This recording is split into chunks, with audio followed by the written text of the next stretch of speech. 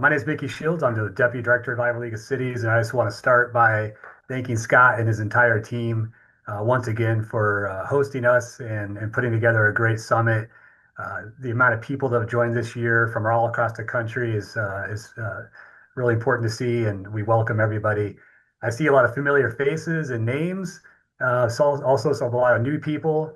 I saw earlier Santa Claus was with us. I'm not sure if Santa is still in attendance, but if Santa has concerns about civility, then we probably have our work cut out for us. So it's important to continue this conversation. And I'm going to quickly introduce our speakers, but they're all three city administrators. And true to form, they don't really want a long introduction. They want to get right down to business and talk shop. So first of all, I want to welcome Dylan Mulfinger, city administrator in the city of Oelwein, Iowa. Population about 6,000, just shy of 6,000, Northeast Iowa. We also have James Bronner from the city of Waverly, population about 10,000, almost 400, 10,400. James, city administrator up there in Waverly, also Northeast Iowa. And then Tim Vick, city administrator of Adel, just west of Des Moines here in the metro, population of a little over 6,000. Um, it's, I think, important to have these three gentlemen with us from the professional side of the equation, not elected officials. Um, they are expected to be professional in all their conduct and all their business. But I think the thing with civility, what has changed, and they're all going to speak to this, is it has put them in challenging situations, trying to be that professional, trying to be the person that's going to manage all the different perspectives and all the different things going on in the community. They're very used to having new elected officials join the ranks every couple of years. But as we all are talking about today, things have changed, and the challenges have changed as well. So we're going to get right into it with our first question here. I'm going to go around kind of around the horn, and that question is, how do each of you stay professional and composed during high conflict community situations? And I think we're going to start with James as the best golfer in the group. I think it makes sense for you to go first. Oh, you're starting with lies, Mickey. That's not good. I hope Santa Claus is still on. That may be the only way I get my pool funded this year. I wrote a letter. I haven't seen any of the results, but we're hoping Easter Bunny's next. That may be the only possible way. Um, how do we stay professional in high conflict situations? A lot of times you want to try and see where's that conflict going to come from. We talk about all the time. You may pass a budget of $10 million dollars and not a single person shows up. You want to talk about how many chickens you can have in a city? You'll fill the room 4 weeks in a row. There's no sense or right or wrong about what will or will not cause conflict. My staff and I sit down before every meeting and we try to go through our agenda. What are the hot buttons that we think the public has or that our council even has? What's going to cause them to have certain situations they're going to want to explode on? What are the things we think will bring people in? I think in a decade here at the city, I think we've never been right.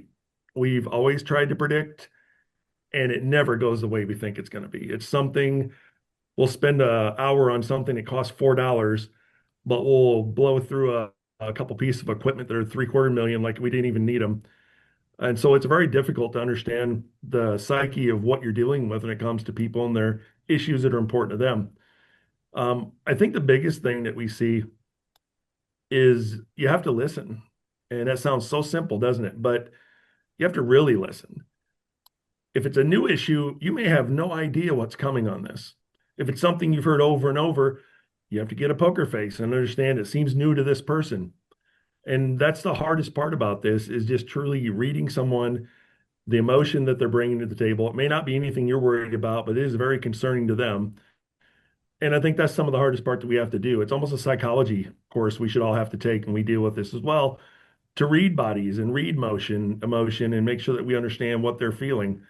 Um, I think a lot of it is, as I said, you want to be respectful, and that's very hard to do sometimes just because, again, we were talking about zoning issues, or my neighbor doesn't cut his yard short enough. We have too many cats in the house next to us. Those are real life things that we deal with every single day. And you can't get caught up too much in it, but yet you have to be respectful and serious about it. And that is a balancing act that is not easy. I think the longer we're in these positions, for some people it's easier. The longer we're in, some people it's much harder.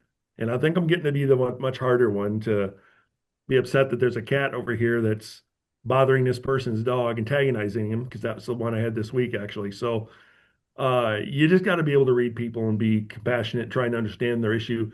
But I will say, don't ever commit to anything off the cuff. We're going to fix that for you.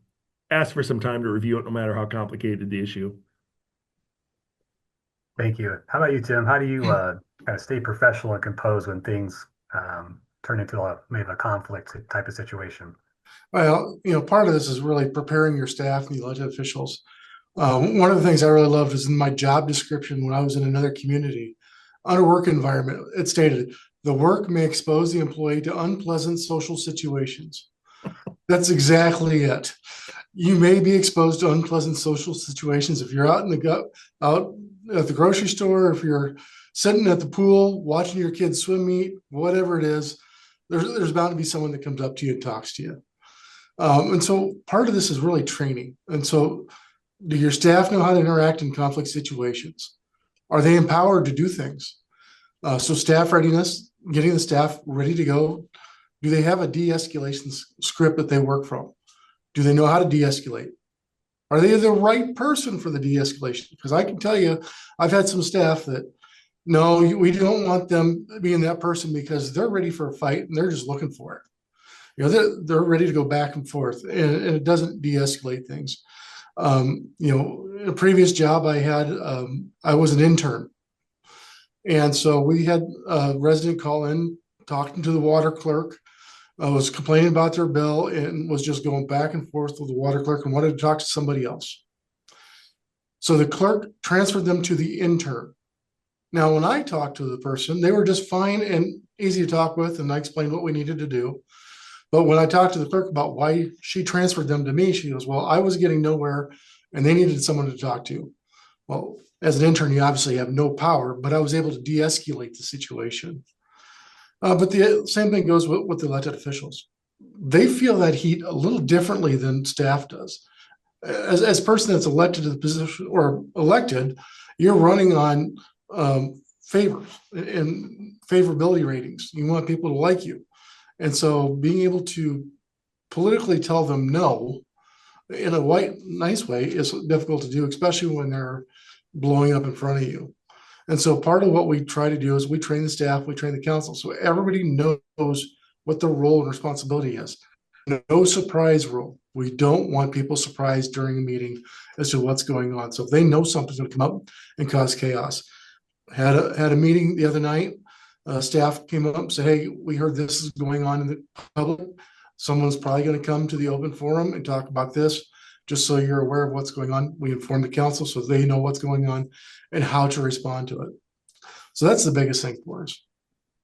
Yeah, that preparation is always key, and it goes beyond reading your council package, right? You got to know Yeah. what's going on, technically speaking, but also being ready to be a public official in a broad sense. And lastly, Dylan, how do you manage to remain professional and composed, and when things get really tough? I've always used humor in everything that I do, and sometimes people feel that it can come across as unprofessional, but that's where really I've used it. And so when we go into meetings that we know are going to be tense, we try to start off with talking to people before the meeting even starts.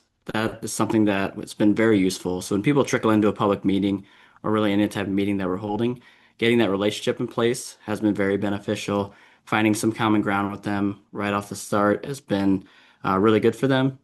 It also allows you to make that connection immediately with them and just show that you're part of the community and you understand what they're going through, and providing essentially some tips as they get up there to discuss the problems that they're going to have with that city council or the staff that's working through that meeting. So that's been really useful to get out in front of them. Um, Obviously, I try to smile every time I talk to people in the public. It doesn't always work, but does work most of the time. And so when I'm able to build that relationship with them and get into that stage where we can talk like we're not upset about something or the issue is not as big as they might have anticipated it, that's been very useful.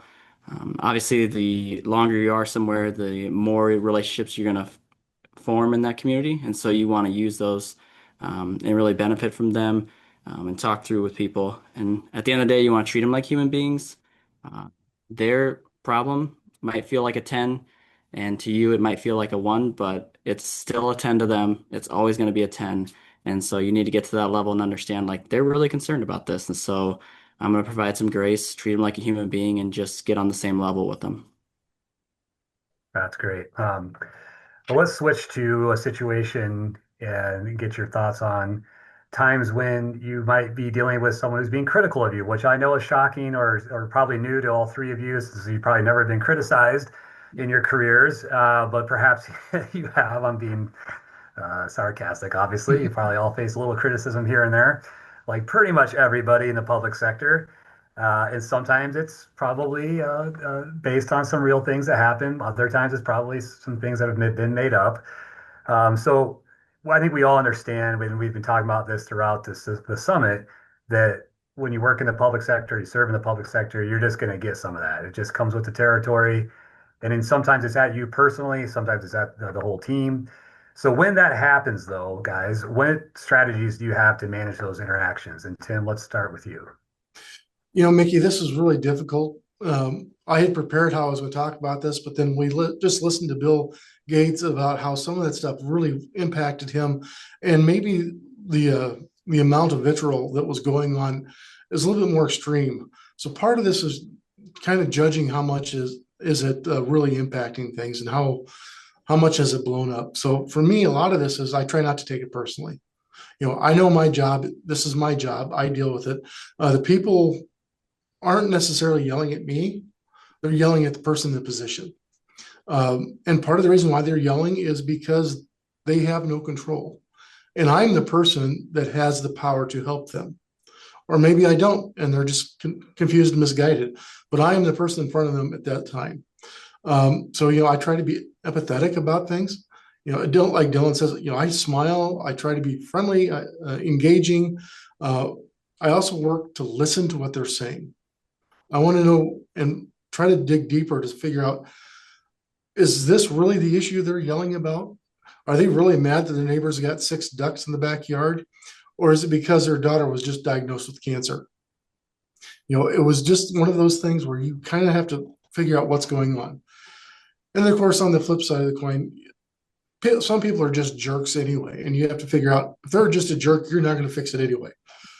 One of my biggest critics, I used to invite him back to my office. We'd sit down and talk for about a half hour because he'd like to tell me how I didn't have any friends and everybody's upset.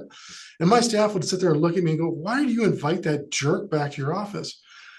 I like to tell him it's because I want to hear the opposing view.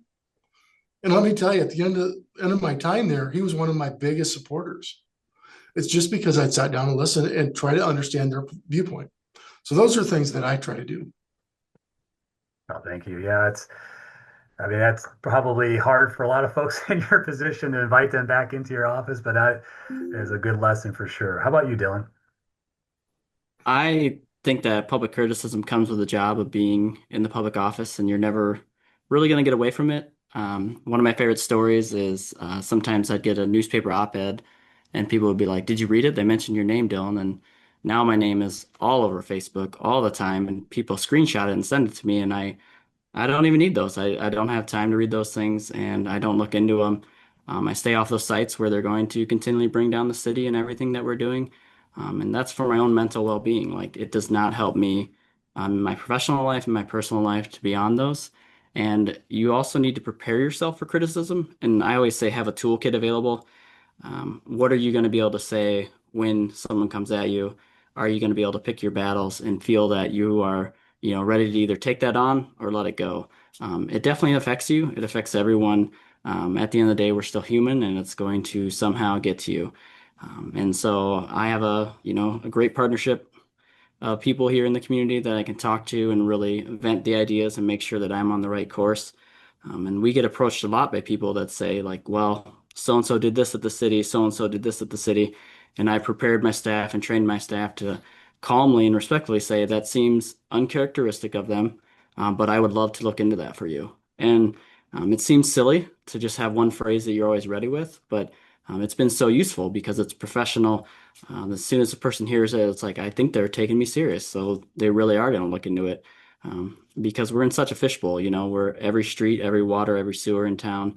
That's us. So we touch every household, every business, and we need to be ready for those criticisms and be prepared to um, really respond to them in a way that works for us as an organization. Great, thank you. And James, how about you? It's a tough topic, and I think Dylan and Tim have explained it very well. You got to pick your battles. It comes down to that. You can't fight everything. As we've talked earlier and listened to some of the other speakers, the online agenda now is far beyond anyone coming into your office and having a conversation. Your keyboard cowboys, your, basement dwellers that just love lighting everybody up on the keyboard would never dare think of coming and saying that to an actual person. And that's, I think, hard to deal with as well. Um, you talk about people on I call them the We Hate Everything sites. Everybody's got them in their cities. Everybody has them. There's usually a small group of people that are part of it. They live there and they love telling each other how smart they are. I have a group right now trying to get me terminated because I didn't do something they think I should have done. Apparently, there's some issue I'm not even fully aware of. So I agree, you can't get caught up in that. But while we're paid to deal with this, et cetera, sometimes our staff are the ones that really take the beating, really take the blunt of this. And I think that's one of the important things we need to look at too, is what about our staff? Elected officials, they run on these things. They know what it's going to be. You get elected, it's there. You're going to turn to us. You're going to want to have some kind of discussion, but your staff is where the core of this is going to go. So again, you got to pick your battles a little bit. But believe it or not, sometimes your staff may be right. I know it's hard to understand for some people, but they may have actually done the right thing. Shocking as it may be in government, some things are done right. So I think you can't just blindly defend your staff at all costs. That will backfire like you cannot believe. Sometimes they will do something that's not right or wrong, and it's going to bend you. And so you can't do that. But you can't also go in assuming that, they're always wrong. If you're always assuming your staff are wrong, you might need different staff. Maybe that's another problem you have to face. And that's a whole nother session we can do later on. But you have to give them some benefit of the doubt, I think, and you have to defend them a little bit. Dylan does a great job of saying, that's uncharacteristic. I'll look into it. I think it's a great way to approach it, actually. Nobody's wrong all the time, regardless of what you're told. So staff, for the most part, do a good job. And I guess when I look at it, if they don't, that reflects on me. The buck stops here. We're at the top of the food chain. If it goes badly, then I am going to be also affected by it. If they're wrong, then I'm wrong, and I'm never wrong. So that's going to be a problem. And so we're going to have to figure that out. You laugh because you know it's true. So there are people that just come in and they just want to be mad, angry, just like we've talked about. And I think a lot of times when you start the conversation, you got to keep them focused because you said it may not be something even close to what you think it is. A lot of times we'll go off on some tangent over here and you have to kind of rein them back, say, I think we're getting off track here. What exactly did you want to discuss again? I've had conversations end right there because they've completely forgotten why they were so mad to come in the first place. They just want to come and vent to somebody. And again, you need a couch and a piece of paper and a pen because you're half therapist too in some of the city jobs you hold. You're just going to have to listen. You're going to have to understand. You have to be sympathetic if you can be. But the biggest thing is take it serious, kind of thing we said earlier, and try and help if you can. Tim said it well. Some people don't want help. They just want to be there. They want to be angry. They want to be mad. But I'd rather have them come and talk to me, get a true, accurate history of what's happening versus going to the keyboards, lighting things up, flashing everything out, and now you've got another issue popping up. Now, granted, that doesn't happen a lot, but there are times that little wave can occur, especially in election time. People want to believe in this. They jump in. It can cost you elections. We had that here in Waverly a little while ago, all on the pink configuration in the street. Going from 4 lanes to 3 lanes was like killing children in the streets. It was the most horrendous thing we've ever seen or heard of. And I lost 2 council members and a mayor over it. That's how blown up and ridiculous the movement became. It's things like that that are make it difficult and exhausting to be in these positions. But again, at the end of the day, it's what we're paid to do. Elected officials, you're going to find some have a great conversational tact, some don't. Some are going to throw you under the bus the second they can out of sheer fear. Some are going to stick in there with you and want you to help them figure out an answer for the public. But either way, the biggest thing is you can try and do, and I know it's cheesy, I've said it again already, is you have to listen, try and make some kind of understanding of it. I think Tim is absolutely right. Usually the issue they're talking about is not the real issue that's going on that day. It's just the last thing that they had happen that set them off to where now they're coming in, we're going to have it out. So in the end, you got to do the best you can. Don't take your staff lightly because they're going to take the brunt of this, usually face to face out in public. You may or may not even hear about it after the fact, but you have to kind of stick up for your staff as well because they do actually do their jobs very well for the most part. Right. I had a follow-up for the three of you on this one, and if anyone wants to jump in, go ahead. And the follow-up question is, you mentioned the staff, all three of you did in different ways in that, because obviously you guys as city administrators are kind of at the top of the staff structure, but any of your staff can get the criticisms and negativity when they're interacting with the public, business leaders, and so on. Do you do any sort of like dedicated training or staff meetings or anything like that to try to maybe set the tone or do some training that would like really give them those like customer service skills to deal with a negative environment or negative interaction with somebody, to make sure that it either gets diffused or that they have some kind of protocols in place to make sure it doesn't get worse and escalate? Yeah, I'm gonna jump in, Dylan. Haha. So yeah, obviously I work with staff. Customer service is a big part of what we do. So we want to make sure staff understands how to handle the customer service part of it.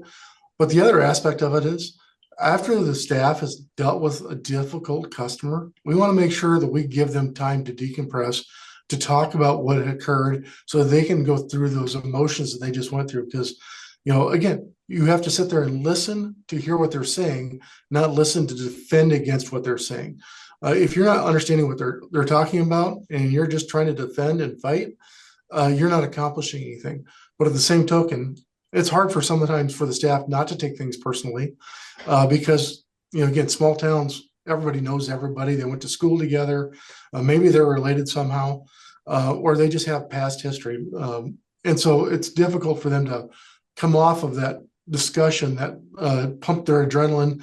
Maybe it got heated for just a little bit until someone else helped step in and defuse things.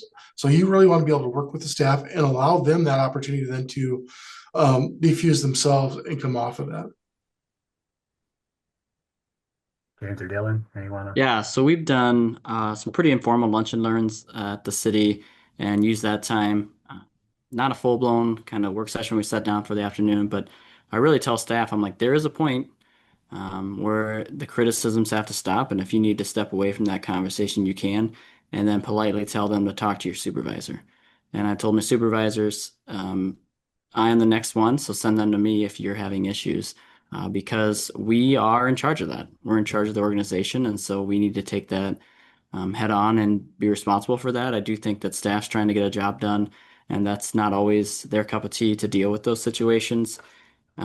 And one thing that we've tried to prevent is the classic line of go talk to your council member. That should be one of really the last lines we hear within our organization, and that's one that the city administrator should be only giving, because we want to help them before it goes to a council meeting, before it maybe gets completely blown out of proportion, and taken in that stance. And so we've really tried to curb that line. I do know that when employees do get under duress, sometimes it's mainly over water bills, people coming in, they're frustrated. Something didn't go right for that month, and so they missed their water payment. And they can highly criticize our staff. And, anytime that happens, we have somebody step out, try to diffuse the situation, and we provide extra time for that employee to really get away from that desk, potentially go on a walk or just be in a different room other than where they're at, to take time and take a break. Because it's not a fun experience for them. It's not a fun experience for the building, and they need some type of mechanism to be able to get away from that and what just happened and relax a little bit. Yeah, we're very similar to Dylan. We don't have really formal training on that. We want to make sure staff go to their superiors above. Eventually, it could get to myself. I agree. Don't send them to council. That's not going to go well. It's going to circle right back around you anyway. Because a lot of times the details that are needed to make a decision like that aren't available. You're getting one very biased side of it. It doesn't work that well. We have full-time HR in Waverly. It's one of the few things I think that I've done correctly in the last few years. That's not my strongest point. My shoulders are for knocking down doors and not for crying on. And so we have HR. We have people that help. And I say that jokingly, please understand that. Um, it it's hard to understand even staff in different levels as to what the issues are because they don't always want to talk about it. Or they may be intimidated wanting to come in and talk to Dylan, Tim, myself, others in our positions. You don't want to show that weakness that is perceived as you don't want to come in and have a conversation with us. You need other avenues, whether it's EAP, whether it's some kind of mental health counseling, something to help deal with that stress. And I know we'll touch on that here in a little bit as well for even how we handle it ourselves, but there's got to be a better way, a positive way, and they need to have that outlet known to them so that they can do that as well and stay healthy. Well, yeah, that does serve a nice segue to our next segment here. And today's theme for the conference is really adaptability. And I think we kind of alluded to this at the start and how things have really changed. You guys have been in your roles as city administrators now for several years and have seen some of the changes that have come from social media and the scrutiny and the pressure, which again, I think everyone who has served or been employed in local governments probably understands that's just part of the job. But those pressures have changed, and maybe it's social media, maybe it's now AI. Just had a great session on that with Bill Gates, and that's obviously here to stay, and it's only going to grow and change itself. So, all that being said, how do you deal with these changing environments and maybe different levels of pressure or new kinds of pressure, and still get the job done and kind of remain professional and keep your wits about you? And Dylan, let's get you up to bat first. Yeah, I remember several times where I've sat at the council chambers and people are really upset about what's going on, and I can physically feel my heartbeat just take off, and I'm sitting there, I can feel it start to beat out of my chest, and I've just always tried to remain calm, and my staff has really noticed that is that I don't raise my voice in any situation unless there's immediate danger. And it's my duty and as top of the organization to remain calm and be effective through that calmness. And so I've always tried to use that. Don't get me wrong, after the meeting is over, I, go home still upset about what happened, and it takes me a long time to really process those feelings and those emotions. And then you wake up the next day and go back to exactly where it happened. And so it is really hard, but I do not raise my voice. I pride myself in that, and I have an informal no yelling policy in my organization. Like, we cannot get anywhere as human beings if we're yelling at each other. No one's been successful getting yelled at, and it's proven time and time again that we need to teach and not just force. And so that's what we try to do here is really teach people. You're not trying to win. I don't want to win a conversation. I don't want to win a debate. I just want to have it so that we can get to the solution together. And that's what I really try to tell my elected officials is like, when you're in this room, you're discussing an issue. You're not discussing if the other elected official is good or bad, or their intentions are good or bad. You're discussing the issue at hand, and you need to go and to talk about the issue, not the person. And so I've always felt that at the end of the day, would you be proud of yourself for raising your voice? Would you be proud of yourself for losing it? I know that I wouldn't be, and I know that I've been in many work situations in my life where I've gotten yelled at, and it definitely takes away a part of you as a person, and it does not feel good. But the situations that I'm most proud of is where I've been able to stay calm, provide teaching moments, and really work with that. Um, but you're also going to get yelled at. Like, there's no way around it. Fortunately for James and Tim, they're gigantic linebackers, and so people don't come in trying to yell at them. But myself, under 6 foot, still trying to work on this beard, like people feel like they can yell at me. And so we've had situations where that's happened, but I've always been fairly calm and knowing where all the exits in the room are, just something that I've practiced in city council meetings. That's also important. But I really think that we're in a new age where anything could happen in those public meetings and you need to prepare yourself. And it's not outrageous to try and do some training on that with your staff and just set those limits to where they're at. I have a great mayor right now who really takes control of the council meetings and makes sure everyone's doing well. And he does not allow any type of yelling or name calling. You get your 3 minutes and maybe a little more, but if you start to berate council and really go after them, that's immediate stop at that point. And so those things have really worked out, set those boundaries, and it's helped a lot in these last meetings over the couple years to make them more productive and less of an issue. I think our ability to adapt as professionals is critical, but we also don't need to get walked on. And I think, we may touch on that point a little bit later. Curious if you had more negativity without facial hair or more or less. Kidding, kidding. All right, well, let's go to one of the linebackers. James, how do you feel about this issue?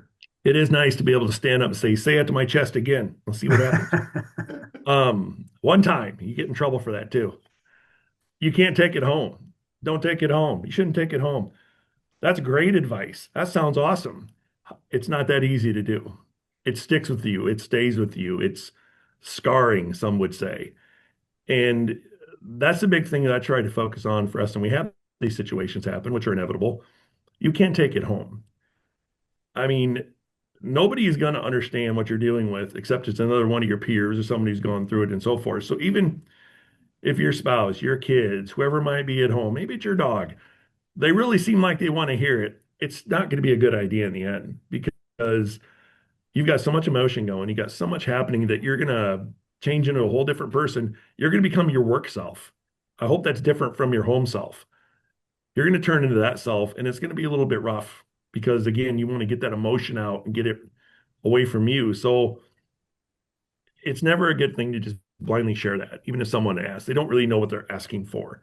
And then having to go through and relive it all over again and just go through that stress, that's not going to help you either at all. I'm not saying you have to suck it up, but you kind of do in some manners. And the hardest part is figuring out what is a positive way to decompress, get things out of here. Now, I have never met a problem that enough bourbon will not solve temporarily. It's not healthy. It's not a good way. I can laugh about that because it's not really an issue that I have. But, there's a saying I come across and we'll interject a little humor to you. You may not find it funny. I don't really care. I've got the microphone. So people who drink wine, they want to go out and see things. People who drink bourbon have seen things. And that is a very true statement. And if you haven't, you should. It's just kind of gotten to that point. So again, we joke about this stuff, but that is a very unhealthy way to deal with all this. And we're going to be very frank. All of us, the three of us in our conferences, we've seen peers go through it. We've seen others go through it. You know what's happening. You got to find a better way. Exercise till you can't hardly be upset anymore. You're so exhausted, you just want to pass out. Drive around the city for 10 minutes. Find something nice to look at. Just decompress. Put some music on before you go home. Something that's upbeat. Something to help you just get away from the feelings you have, the anxiety you have. Now, not every day is going to be hell for you. I mean, there are some that they're exceptional. But in the end, there are going to be a lot of days that are just rough, and you just have to find a way to relieve it, get over it, move on. This peer group that we have, that's the only way we get through it, honestly. Dylan, Tim, there's some others in our district. We have regional meetings. Sometimes we just get on a call, we'll get some food. You just forget everything for just a little bit, and it helps. Understanding it from one side to the other is what really makes a difference when you have peers like that. If not for the peer network, I don't think I could do the job that we do. And that's probably the best part of the entire thing is the people you do this with and go through it with. You just got to find a more positive way. And if you can't, talk to someone else you're familiar with that you know well enough that can help you find a more positive way to deal with stress and the anxiety, etc. Or it is going to eat you up. That's fact, plain and simple. Yeah, absolutely. Well said. And Tim, your thoughts on this? Well, here's the challenge. Public employees are held to a higher standard. We're out there in the public. We're the employees. We're the ones that are supposed to be berated, chastised for everything we do. We're obviously corrupt. We're on the take. We hardly work or do anything at all. But the reality is we are probably some of the hardest working people you see. Our employees are out there removing snow in the middle of the night while people are still sleeping, before they get ready for the day. But as that public service standard, we set the high bar for us to meet. And that's kind of the reality of what we look at, even when everybody else is a little bit crazy. And that's whether they're just having an off day or maybe they are really having a mental health issue. And that's kind of a hard thing for us to understand too. Are we dealing with someone that's having a mental health issue, a crisis at that time, or are we dealing with somebody that's just anti-government or just wants to be mad about something. And so the way we react is something we have to be accountable for. We do this mirror test. Can I look at myself in the mirror tomorrow for what I say today? Because I can guarantee everybody, after they have a high confrontational meeting with somebody, a high conflict, they're evaluating what they said, what they wish they would have said, how they could have handled something. And that inner dialogue that's going on really is something that just goes on. And sometimes it will keep you up at night. So really being able to decompress, like James says, finding what helps you out, whether it's golfing, whether it's hanging out with some colleagues that understand, and understanding the person that you can actually go decompress with. There are certain there's certain friends in my group, certain friends that I have that I'm friends with that if I were to tell them the stuff that I'm going through, well, they're the personality that they want to fix it. So they want to tell me how they would fix it. And really all I want to do is explain what I just went through. I don't need them to fix it. I know how to fix it. I just want to unload this. Of course, I also had a council member that used to tell me, don't make their problems your problem.